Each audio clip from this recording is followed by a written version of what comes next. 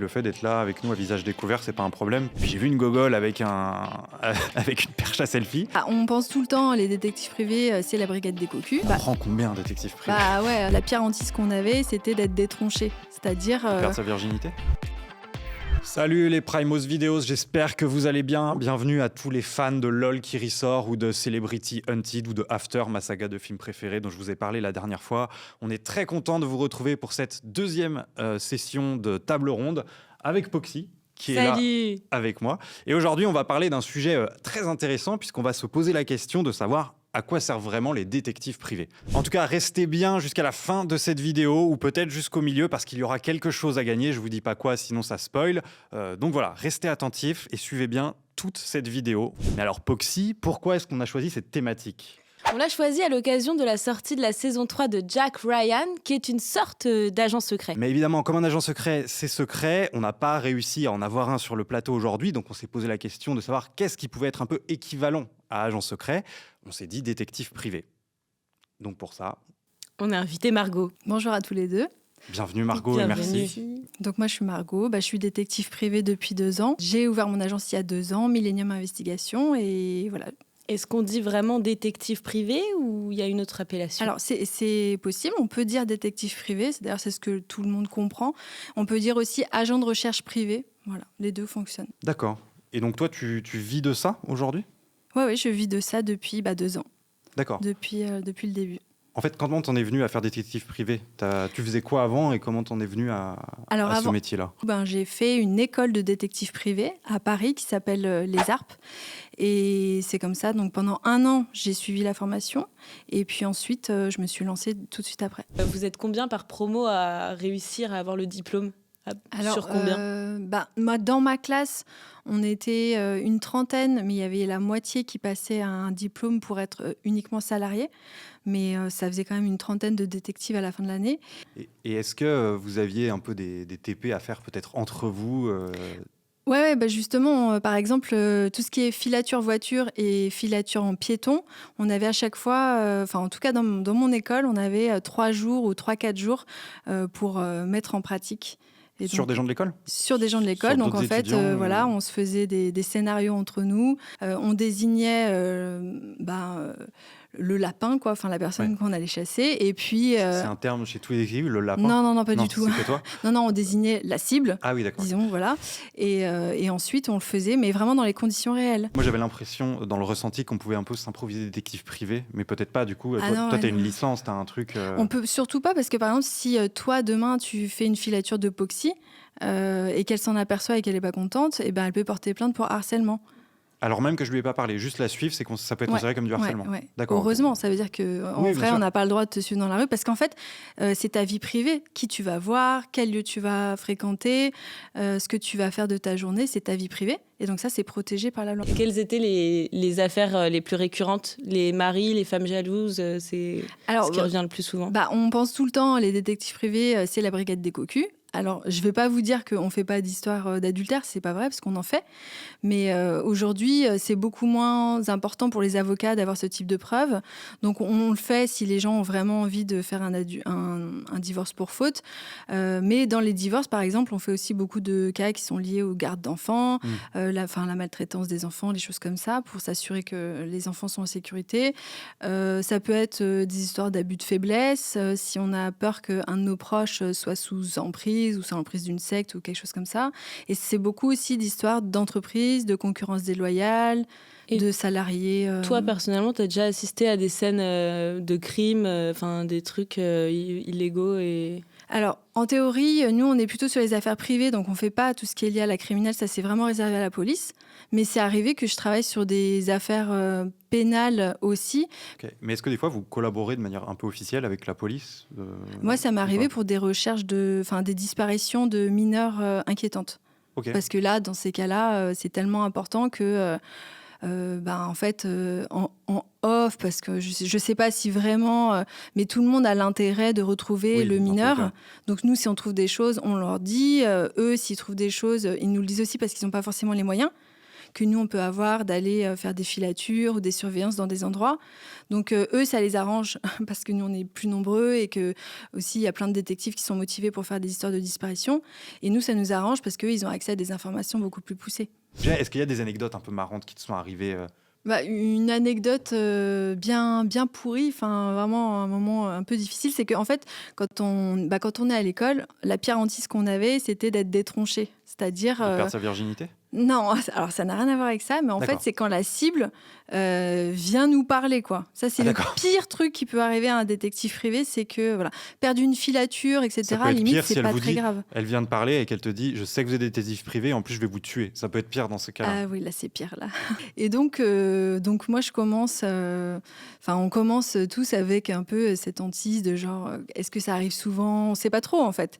Et moi, en fait, la première mission, le premier jour de mon premier jour d'agrément, quoi, j'ai accepté une mission et au bout de 5 minutes, la cible est venue me voir.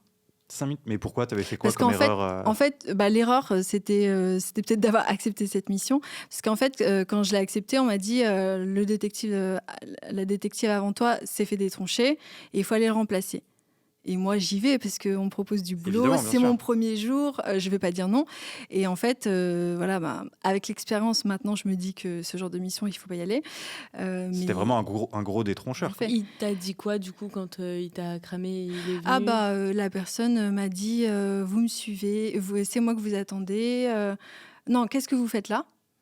En plus, c'était en plein confinement, on n'était pas censé être dehors, enfin bon, bref. Ah oui, t'as commencé pendant le confinement. Donc, je n'avais rien à faire là, vraiment. T'avais pas ton attestation ? Alors, j'avais mon attestation, mais je pouvais pas lui en parler. Oui, évidemment. Et donc, je lui ai dit que j'attendais, et il m'a dit, c'est moi que vous attendez. Non, parce que je sais très bien, on me suit, etc., etc., etc. Du coup, t'as inventé quoi ? T'as un petit scénar prévu dans ces cas-là ou... Non, mais moi j'ai dit que en fait c'est très bizarre que dans la vraie vie on vienne vous demander ce que vous faites là. Donc moi j'ai fait comme si j'étais choquée qu'on me demande ce que j'ai à faire là. J'ai pas vraiment à me justifier auprès d'un passant dans la rue, quoi. Mais t'as annulé la mission ou t'as quand même continué ? Il y a un peu d'acting au final. C'est surtout de la répartie. Ouais. Parce qu'on t'as a dû beau avoir des fois dû jouer la personne choquée d'être. Ouais. T'étais mal caché derrière ton journal avec des trous, non, c'est ça ? Non, mais j'étais super bien cachée. Donc c'était vraiment... vraiment... Non, pas du tout. D'accord. Mais je veux dire, c'était que la personne savait avant même que je vienne, en fait. Oui. C'était que l'emplacement était... Il avait été prévenu presque, enfin, je veux dire, c'est en fait, l'emplacement faisait que il y avait que là, quoi. Oui, donc après, ça, c'est plein de petites techniques où nous, on a des petits signaux de la personne, elle commence à être méfiante et il faut être très en alerte sur les petits signaux.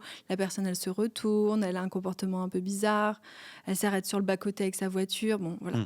Et au moindre doute, il faut partir, il faut lâcher la mission. Enfin, il faut lâcher la filature, je pense. Là, on parle beaucoup de filature, mais c'est que de la filature, détective privé, ou c'est quoi la journée type, on va dire Alors, ça dépend. Il y a les journées filature. Donc, moi, je faisais beaucoup de terrain les 2 premières années. Donc, c'est vrai que c'est plus l'expérience que j'ai. Mais après, ça peut être, des enquêtes administratives où on arrive à trouver le domicile d'une personne, à retrouver une personne. Quand on retrouve une personne disparue, c'est vrai que c'est aussi vraiment satisfaisant, surtout par rapport à la famille. C'est combien de temps la plus longue filature que tu as fait ? Des fois, j'ai fait des missions sur 3 semaines qui s'étalaient sur 3 semaines où c'était tous les jours. Et tous les jours, tu dois suivre la même personne ? Alors non, c'est pas les mêmes personnes. C'était des grosses dans le cadre d'un gros très truc. compliquées, avec des dispositifs très complexes. C'est quoi le moment le plus jouissif dans ton métier ? Genre, c'est quand tu réussis à faire quoi ? C'est quand elle a trouvé ça d'Amusen. C'est quand on a une preuve. Non, c'est quand on a une preuve, que ce soit on fait de l'enquête numérique et on arrive à trouver genre le document qui relie, etc. Ou soit c'est quand, par exemple, pour une histoire d'adultère, que 2 personnes, ça fait plusieurs jours qu'on les suit, mais bon, elles ont eu des petits gestes. Et qu'il y a le bisou ou le donner de bouquet de fleurs. Voilà. Le donner de bouquet de fleurs, ça prouve rien. C'est marrant, ça. Ou qui font l'amour avec les rideaux ouverts en pleine nuit avec la lumière. Et là, du coup, c'est flagrant délit. Mais oui, ça peut être intéressant. Ou alors, dans des cas de concurrence déloyale, quand on voit le salarié d'une entreprise qui va dans le parking et qui rentre dans une autre entreprise chez le concurrent.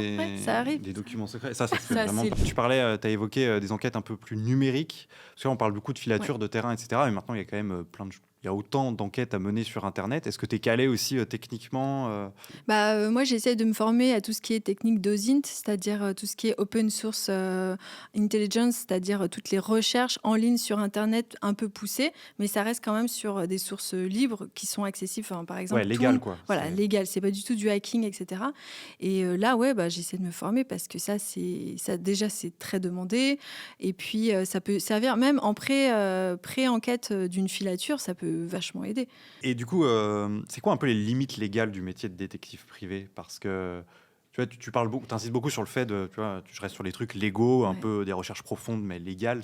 Par exemple, je suis avec mon mec depuis 3 semaines et j'ai envie de savoir ce qu'il fait dans sa journée, s'il me trompe, illégal.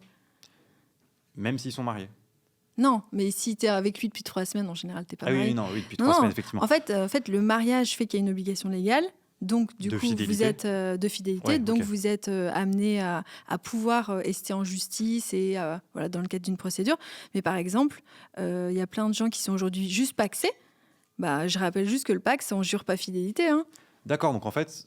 Donc la personne, je leur dis, elle a le droit en fait d'aller voir ailleurs. Il n'y a rien de légalement inadmissible là-dedans. Est-ce que tu adaptes tes prix en fonction des clients ou il y a une fourchette au taux horaire Ça prend combien un détective privé? Ça c'est la question. C'est sûr combien ça coûte un détective pour ça. Je crois, c'est la question que tout le monde pose. Quand on fait des filatures, des surveillances dans des dossiers un peu lambda, normaux, où on sait que les gens sont pas spécialement ni au chômage, ni étudiants, ou vraiment dans la mouise, c'est un tarif tout le temps le même. Les agences à Paris, par exemple, c'est entre 65 et 150 euros de l'heure pour un agent. Donc après, on fait un petit calcul, mais pour une journée, avec un seul agent, ça peut être autour de 1 000 euros. Mais par exemple, j'ai déjà enquêté sur des histoires de disparition de mineurs, etc. Par exemple, avec un autre collègue détective, on l'a fait gratuitement, quoi. Okay. Là, c'était... Voilà. Et le fait d'être là avec nous à visage découvert, c'est pas un problème pour un métier de discrétion? Je dis pas le nom de mes clients et je raconte pas leurs histoires. Donc, non, même pour toi, pour filer.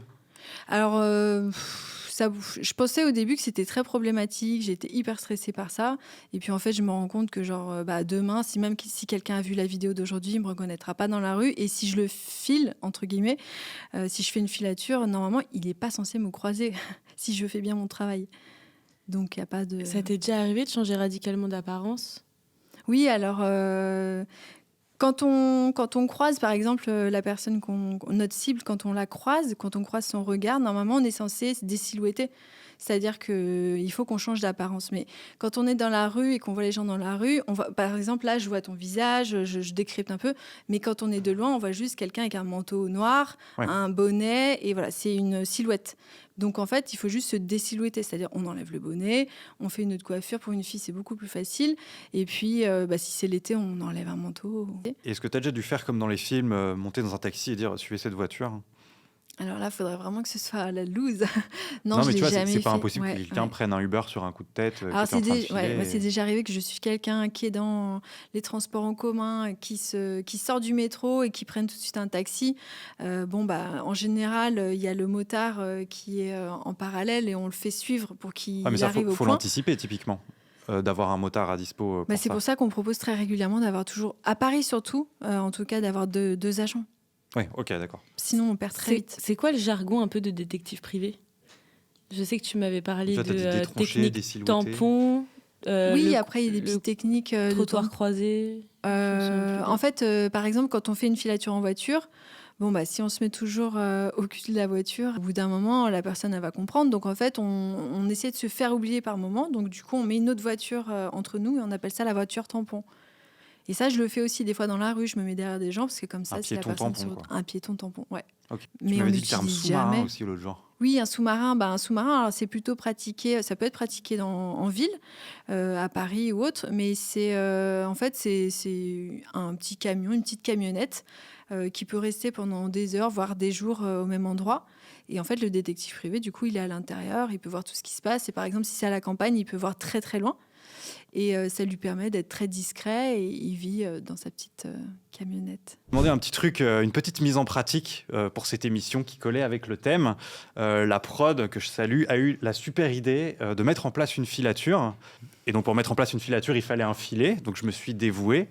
Et pour ne pas te simplifier la tâche, on a décidé de te mettre Poxy dans les pattes. Alors, non, je te permets pas de dire ça parce que je... Super collaboratrice. Merci Margot, merci beaucoup. Vas-y, tu peux reprendre. Alors, donc, je vais résumer ce qui s'est passé, c'est-à-dire que moi, je savais sur une journée que j'allais être suivi, donc par Margot et Poxy. Je ne savais pas, par contre, à quel moment. Donc voilà, j'ai fait ma petite vie comme je l'entendais. Mais comme j'ai une vie un peu nulle et qu'il y a des journées où je ne sors pas du tout de chez moi, sachant que j'allais être suivi, moi, je m'étais fait un petit trajet, je m'étais prévu un petit trajet sympa avec des petites histoires, des petits happenings. Tu nous as un petit peu dupés sur cette journée. Je les ai un petit peu baladés, forcément, pour rendre le truc un peu sympa. Merci beaucoup d'ailleurs, parce que c'était vraiment sympa à Ça faire. t'a plu? Je les ai vraiment fait marcher dans tout Paris. Et Alors du coup, que Margot est enceinte. Hein. ça, je ne le savais pas Ouais. avant, parce que je n'avais pas vu Margot avant Non, mais la c'est pas filature. grave, tu nous as fait marcher comme ça, et puis si jamais il y avait une naissance prématurée, ça n'aurait pas été de ta faute. C'est ça. Et donc, Poxy a donc filmé, comme toute bonne vlogueuse, des petites séquences qu'on va vous montrer maintenant.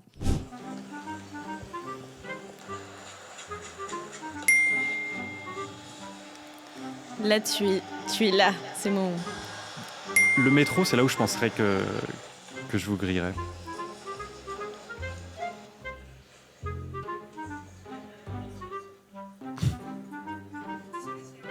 Donc là, tu vas à ta banque, le Crédit du Nord. Ce plan est génial. Ah, Là, c'était très suspect ce que tu as fait. À ce moment-là, avec Margot, on se demandait vraiment ce qu'il pouvait y avoir dans cette mallette. En même temps, c'est compliqué de s'approcher trop près là.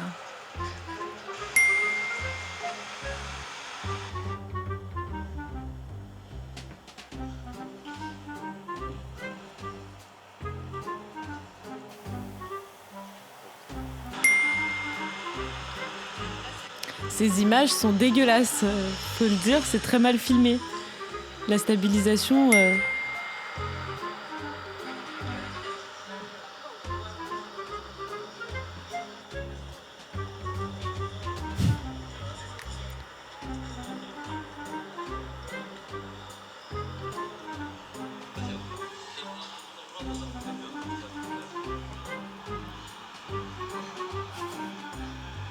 La maîtresse.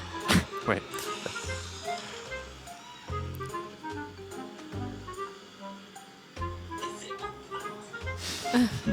Qui est ma pote. C'était un petit peu cryptique, monté brut comme ça, mais on va revenir sur un peu tout ce qui s'est passé.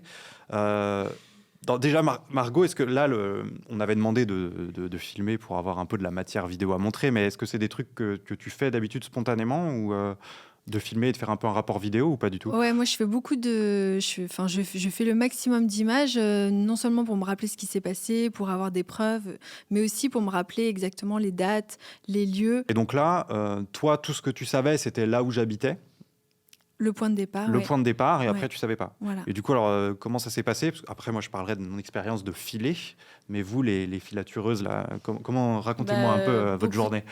Beaucoup d'adrénaline pour ma part, vu que c'était une première. C'était hyper cool et j'avais grave envie de bien le faire. J'étais totalement à la traîne. Il faut clairement faire une formation pour être détective privé. Hein. Non, mais en fait, même si la personne marche normalement, eh ben nous, on marche 2 fois plus vite derrière. L'accordéon, Il y a tu m'avais vraiment un parlé truc- de... C'est ça, Bah, l'accordéon l'accordéon, c'est le côté, savoir doser la bonne distance en fonction de la foule En fait, et de la souvent, on va densité. ralentir et puis va après, accélérer on d'un coup, réaccélère, mais c'est pas une marche normale, quoi. La métaphore est pas mal, je crois que je l'avais. Ouais. C'est pas la mienne, c'est celle de Margot. Et donc après, je vous ai fait sortir, je sais plus, je crois, vers Grand Boulevard. Alors là, j'ai détronché Poxy, je l'ai vu. Parce qu'à un moment, je me suis retourné, je savais plus exactement où j'allais, je me suis retourné. Et puis j'ai vu une gogole avec avec une perche à selfie. Toi, je t'ai pas vu, Margot. Je crois que je t'ai pas vu de la journée. J'ai eu un doute à un moment. Mais ouais, quand je suis sorti du métro, j'ai vu Pox. Non, mais ça va, j'avais une casquette vert fluo, c'était hyper facile de me détroncher. Et voilà, c'est vrai. Et la perche à selfie. La perche à selfie, c'était Ouais. quand même le plus flag. En fait, Caméra c'est ce de que je vlog. disais, ça pourrait être un super scénario, le côté je suis une touriste, etc. Complètement. Mais ça marche une fois. Une fois que la personne elle nous a vus, il faut changer de scénario. Et du coup, donc j'ai emmené cette mallette. Mm. Donc jusque-là, vous êtes tout à fait OK sur mon scénario que j'avais mis en place. Et À un qu'est-ce que moment j'en ai fait? donné, tu ouvres ta mallette, tu sors un document de la mallette. Donc là, dans ta main, tu tiens la mallette et un document. Ok, Et tout à tu fait. vas à une adresse. Et cette adresse, on a recherché un peu plus Il s'est tard. trompé avec 2 Poxy. fois. d'adresse. Oui, à un moment, je me suis trompé d'adresse. Ouais. Donc, on a pu déterminer que cette fameuse adresse où tu t'es arrêté, et en fait, t'es pas rentré dans le bâtiment, mais disons que tu t'es accroupi. Et d'un coup, tu n'avais plus le document à la main, tu n'avais plus que la mallette, et après, tu es parti. Donc, on peut en déduire que tu as laissé un document. C'est tout à fait ce que j'ai mais fait. on ne sait pas lequel. Mais on a vérifié avec Poxy sur Internet cette adresse, et il s'avère que c'était un concurrent de notre client qui nous a missionné pour te surveiller. C'était le siège de Salto. Non, je plaisante, de Netflix. Du coup, comment tu as trouvé que c'était le siège de Netflix, l'endroit où j'avais déposé le document secret ? Quand on fait notre rapport, en fait, nous, on découvre plein d'autres choses en complément. C'est-à-dire que nos photos et notre mission nous permettent de déterminer qu'on était à telle adresse. Mais telle adresse, en cherchant sur Internet, on s'est rendu compte que c'était le siège d'une seule entreprise. Donc, il n'y avait même pas de doute, il n'y avait même pas d'autres entreprises dans l'immeuble auquel cas on aurait pu se dire c'est celle-là ou celle-là. Du coup, tu parles de rapport, je vois que tu as un papier à côté de toi. Est-ce que ce ne serait pas le rapport d'enquête que tu... C'est le rapport d'enquête. Est-ce qu'on peut jeter un œil, parce que c'est quand même hyper intéressant comme document de voir à quoi ça ressemble. Donc ça, c'est le rapport d'enquête. C'est le rapport final. En fait, chaque jour, on fait des comptes rendus. Mais ça, tu as fait un vrai rapport d'enquête pour le coup. Là, c'est un vrai rapport d'enquête. Tu fournis le même type de document à tes clients. Oui, tout à fait. D'accord. Et du coup, attends, je vais lire pour que les gens sachent à quoi ça ressemble et on pourra l'afficher à l'écran. Mais juste le petit résumé que tu as fait. Constatation. Au cours de notre mission, nous avons pu rassembler et constater que M. Beru a rencontré un homme qui lui a transmis une mallette. Il s'est ensuite directement rendu devant le 11 place Édouard 7, si je ne m'abuse, dans le 9e arrondissement de Paris, et a déposé un document provenant de cette mallette devant l'entrée du bâtiment. Ce bâtiment abrite les logos de la société Netflix. M. Beru a offert un bouquet de fleurs et pris dans ses bras à plusieurs reprises une jeune femme brune. Cette jeune femme lui a tendu un test de grossesse. Donc on est vraiment dans le factuel. On est dans le factuel. Pas de jugement. Ouais, ce n'est peut-être pas ma maîtresse, c'est peut-être juste une amie qui était contente de m'annoncer son test de grossesse. La seule personne là, c'est parce que c'était comme ça, mais qu'il ait mis la tête sur le ventre, ça, vous le mettez dans Là, c'est le résumé, mais il y a peut-être des photos de ça. En fait, ça, c'est pas le résumé, oui, c'est les choses qui peuvent être importantes pour la mission. Parce qu'en fait, à la base, on avait une mission qui était de savoir est-ce qu'il y a concurrence déloyale, est-ce qu'il y a tromperie. Et donc, du coup, là, ça répond, entre guillemets, à la mission. Mais si on n'avait rien constaté, là, il n'y aurait rien eu. Et on aurait, par contre, dit... Tout le parce détail. Que, voilà, la tête sur le ventre, bon, ça prouve pas quelque chose de spécial, quoi. Ça pourrait être sa meilleure amie. C'est vrai. Donc, tes petites conclusions, Pox.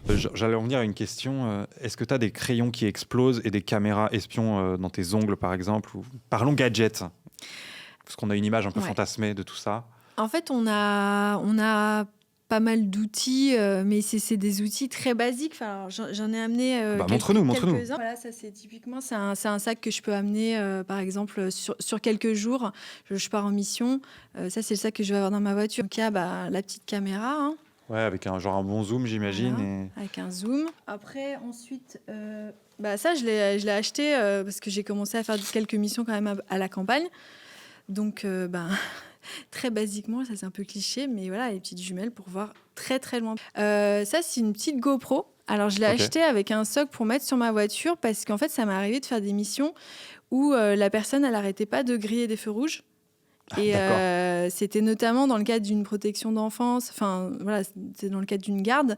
Et c'était important justement pour le juge d'avoir des preuves pour savoir s'il grillait les feux rouges. Mais il fallait l'avoir en preuve, c'était mieux. Après, pour se désilhouetter, toujours des petites lunettes. Ouais, t'as un kit de 2-3 lunettes. Voilà. Et ça, c'est... Vas-y, fais-nous tester tes lunettes. Alors ça, c'est des lunettes qui sont top parce que du coup... Des lunettes 3D pour aller voir Avatar 2 ? Non, mais c'est des lunettes où en fait, j'ai mon téléphone qui est relié. Donc si je parle avec Poxy, par exemple, au téléphone, voilà, c'est un peu plus discret que d'avoir des oreillettes. Ah, ça fait oreillette, d'accord. Voilà. Mais tu vois, au final, c'est ce qu'on se disait... T'as un matos assez basique. Tout le monde peut un peu être détective s'il en a envie. Au-delà de la licence, je parle, mais en tout cas, peut s'improviser un peu détective s'il le souhaite. Toi, Pox, t'as pas des histoires qui te sont arrivées ou à des amis à toi, du stalking un peu poussé J'ai une abonnée qui m'a envoyé une anecdote et en fait, elle est notaire et elle a carrément cherché l'acte de naissance de son crush pour pouvoir lui dire pendant le date comment il va François. C'est quoi, c'est son deuxième prénom? C'était le nom de son père. Ok. Et quand elle a... j'ai parlé un peu avec cette abonnée, et moi je me suis dit, mais c'est flippant, c'est pas du tout un avantage de sortir ça à un date. Et elle a dit si, il a rigolé, on a ken, donc ça a fonctionné. C'est bien. Parce que l'acte de naissance, c'est quelque chose n'importe qui peut le demander en mairie, même pour quelqu'un d'autre. En tant que notaire, elle est notaire. Ah oui, mais du coup, c'est carrément une faute pro, donc je citerai pas le nom de cet ami, de cet abonné qui s'appelle Mélana Marrero et qui est notaire dans le. D'accord, ok. Oui, c'est pas... de dire de cette façon. Non, mais moi, c'est surtout, je sais pas si toi, tu as ça aussi, mais quand on est amené à chercher des trucs sur Internet, des fois, il y a des gens qui ont des comptes privés, qui font ça bien, qui cachent leurs infos. Moi, j'ai beaucoup de faux comptes très réalistes. Est-ce que toi, tu as ça, par exemple ? On a ça. Vous avez ça ? Mais des comptes réalistes, pas juste des abonnés achetés, parce que moi, c'est des comptes qui existent depuis 4 ans avec des qui vivent. Ouais.